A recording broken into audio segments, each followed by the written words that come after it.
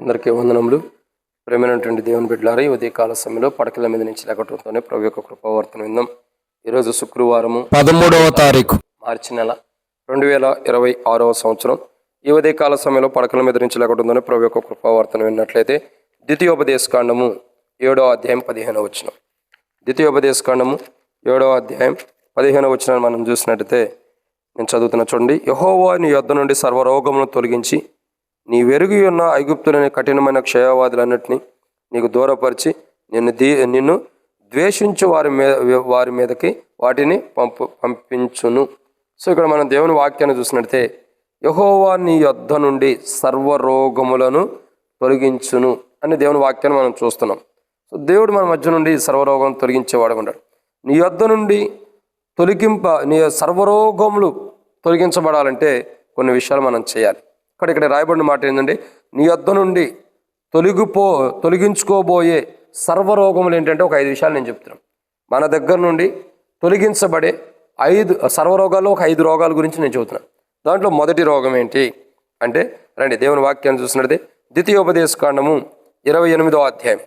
మన యొద్ద నుండి తొలగించుకొని పోబోయే 5 సర్వరోగాల్లో ఒక 5 విషయాలు చూస్తున్నాం. సర్వరోగంలో దాంట్లో మొదటి రోగం ఏంటి? ద్వితీయోపదేశకాండం 28వ అధ్యాయం 59వ వచనం నేను చదువుతున్నా చూడండి. యెహోవా నీకును నీ సంతతికిని ఆశ్చర్యమైన తెగుళ్లను కలుగజేయును. అవి దీర్ఘకాలమందుండు గొప్ప తెగుళ్లను చెడ్డ రోగములై ఉండెను. ఇక్కడ మొదటి కోణం ఇక్కడ చూస్తున్నది చెడ్డ రోగములు. సర్వరోగంలో ఒక రోగం ఏంటంటే చెడ్డ రోగం. ఇక్కడ ఒక 5 రోగాలని చూస్తున్నాం. దాంట్లో మొదటిది ఏంటంటే చెడ్డ రోగం. మానవుడి జీవితంలో మానవుడిని చెడిపేటటువంటి రోగాలు ఉన్నాయి. మానవుడి జీవితాన్ని దేహాన్ని చెడిపేటటువంటి రోగాలు చాలా ఉన్నాయి. మానవుడి దేహాన్ని చెడిపోయేటట్టు చేసే రోగాలు చాలా ఉంటూ వస్తున్నాయి భూమి మీద. సో మానవుడి జీవితంలో మానవుడిని నీ మధ్య నుండి సర్వరోగం తొలగిస్తానని దేవుడు అంటున్నాడు. ఆయన తొలగించే సర్వరోగములో నీ యొద్ద నుండి సర్వరోగములు తొలగించబడి అంటున్నాడు. మన యొద్ద నుండి తొలగించే సర్వరోగంలో ఒక రోగం ఏంటంటే చెడ్డ రోగం. అది ఏ రోగం అండి? చెడ్డ రోగం. అంటే అది మానవుడిని చెడిపేది, మానవుడి జీవితం చెడ్డగా చేసేది, చెడిపోయినటువంటి రోగం. మానవుడి జీవితంలో మానవుడి దేహం చెడిపోయేటట్టు చేసేటటువంటి రోగం. ఇలాంటి సర్వరోగంలో ఒక రోగమైన చెడ్డ రోగాన్ని దేవుడు మన మధ్య నుండి తీసేయడానికి ఇష్టపడుతున్నాడు. రెండవ విషయం చూడండి. మొదటి సమూయేలు గ్రంథం 5వ అధ్యాయం 6వ వచనం. మొదటి సమూయేలు గ్రంథము 5వ అధ్యాయము 6వ వచనం మనం చూసినట్లయితే ఇక్కడ రెండవ రోగమును మనం చూస్తున్నాం. మొదటి సమూయేలు గ్రంథం 5వ అధ్యాయము 6వ వచనం. యెహోవా హస్తము అష్డోదు వారి మీద భారముగా ఉండెను. అష్డోదు వారు వారిని దాని సరిహద్దుల్లో ఉన్న వారిని ఆయన గడ్డల రోగములతో మొత్తి వారిని హతము చేయగా. ఇక్కడ మనం రెండో కోణం చూస్తున్నాం. సర్వరోగంలో రెండో రోగం ఏంటంటే గడ్డల రోగం. సో ఒకటి చెడ్డ రోగము, రెండోదిగా అంటే అది మంచి రోగం కాదు. మంచి రోగం అంటే రోగం మంచిదని కాదు, అది చెడ్డది. రెండోదిగా చూస్తున్నట్టయితే గడ్డలు కలిగినటువంటి రోగం. మానవుడి దేహంలో గడ్డలు వచ్చేస్తున్నాయి. ఈ గడ్డలు రావటం ద్వారా ఆ గడ్డలను బట్టి మానవుడు ఎంతో బాధించబడుతున్న వాడికి ఉంటాడు. నడవలేక, మరి చెయ్యెత్తలేక, ఇంకా దేహం అటు ఇటు చూడలేక, సరైన విధంగా పడుకోలేక, మానవుడు దేహంలో ఎక్కడైతే గడ్డలు వస్తూ వచ్చినాయో ఆ గడ్డలు అక్కడ నొప్పులతో బాధిస్తాయి. కాబట్టి ఆ గడ్డలు కలిగినటువంటి రోగంలో నుండి దేవుడు ఆ రోగంలో మన దగ్గర రాకుండా, ఆ రోగంలో నుండి మనకి విడుదల ఇవ్వాలని ఇష్టపడుతున్నాడు దేవుడు. అందుకే అసలు ఆ రోగం మన దగ్గరికి రాకుండా కాపాడాలనుకున్నాడు. రోగంలో నుండి కాదు, ఆ రోగం మన దగ్గర రాకుండా ఇష్టపడాలనుకున్నాడు దేవుడు. ఆ రోగం మన దగ్గరికి రాకుండా దాన్ని దూరం చేయడానికి ఇష్టపడుతున్నాడు దేవుడు. ఇక్కడ మనం చూసిన సర్వరోగంలో రెండో రోగం ఏంటంటే గడ్డలు కలిగినటువంటి రోగం. మొదటిది చెడ్డ రోగం, 2 గడ్డలు కలిగిన రోగం. మూడోదిగా చూసినట్లయితే మొదటి రాజుల గ్రంథం 15వ అధ్యాయం 23వ వచనం. మొదటి రాజుల గ్రంథం 15వ అధ్యాయం 23వ వచనంలో మూడో రోగాన్ని చూస్తున్నాం మనం. ఏంటి? ఆసా చేసిన ఇతర కార్యముల గురించి, అతని బలమంతటిని గురించి, అతడు చేసిన సమస్తమును గురించి, అతడు కట్టించిన పట్టణముల గురించి యోధరాజుల వృత్తాంతముల గ్రంథమందు రాయబడి ఉన్నది.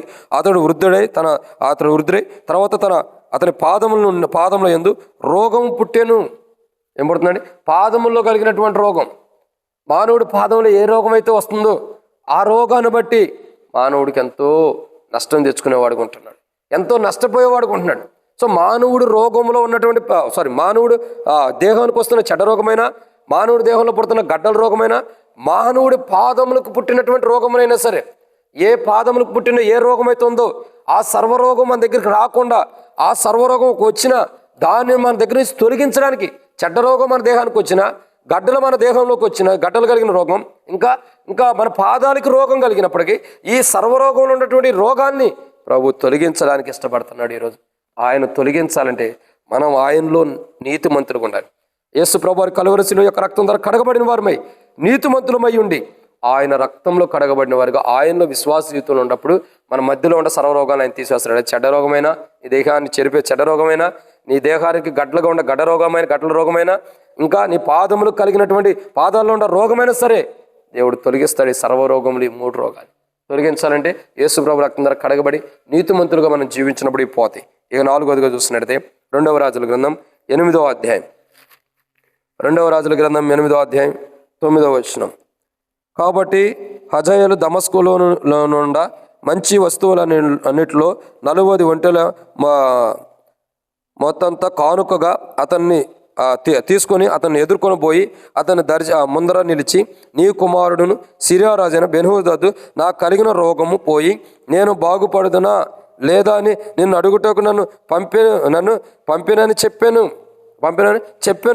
అప్పుడు ఎలీషా అంటాడు కదా, 10వ వచనం. అప్పుడు ఎలీషా, నీవు అతని యొద్దకు పోయి నిత్యము నీకు స్వస్థత కలుగునని చెప్పుము. అయినప్పటికీ అతనికి అవశ్యంగా మరణం సంభవించును. సరే, ఇది తర్వాత మరణ సంగతి చూసినట్టయితే నిత్యముగా నీకు స్వస్థత కలుగును. కాబట్టి ఎంతో బలహీనమైనటువంటి రోగం, బలహీనపరిచేటటువంటి రోగం, బలహీనపరిచేటటువంటి బెన్హదదు యొక్క జీవితం చూడగా, నాకు కలిగిన రోగం పోయి నేను బాగుపడదనా మాట చెప్పాలంటే ప్రాణభయంతో ఉన్నటువంటి రోగం, ప్రాణభయంతో కలిగినటువంటి రోగం, మనుషుని భయపెట్టేటటువంటి రోగం, అసలు దీని నుండి బయటకు వస్తానా లేదా అన్నట్టు మనుషునికి సందేహాన్ని కలిగించేటటువంటి రోగం, మనుషుల్లో సందేహాన్ని పుట్టించేటటువంటి రోగం.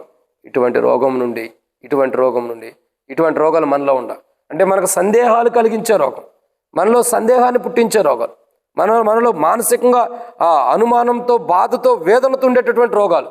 ఈ సర్వరోగంలో ఇటువంటి రోగాన్ని మనల్ని బాధపరిచేది, మనల్ని అవమానించేది లేదా మనల్ని భయపెట్టేటువంటి రోగంలో నుండి దేవుడు మనకి విడుదల ఇవ్వడానికి, స్వస్థపరచడానికి ఇష్టపడుతున్నాడు. దాని నుండి బయటకు తీసుకురావడానికి ఇష్టపడుతున్నాడు.